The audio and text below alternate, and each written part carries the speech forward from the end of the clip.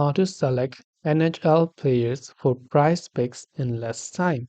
To quickly select NHL players on PrizePicks, basically, let's say you've been trying to select a player on PrizePicks from the NHL sports right here. You first have to check the recent stats of that player. So you can review their recent games for goals, assists, shots on goal, or save percentages for goalies. Evaluate matchups. Look at the opposing team's defensive stats, example, goals allowed, penalty kill efficiency. Focus on ice time.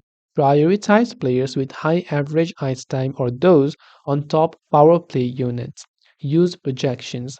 Compare price picks projections with expert predictions or trends. You can also monitor the news, ensure players are in the lineup, and also check for their injuries. Combine key metrics and matchups for fast, informed, and NHL picks. This way, I hope this video helped you select your NHL players for prize picks in a lesser time. If you have got any further questions, feel free to leave them down in the comments below. Thanks for watching and see you in the next video.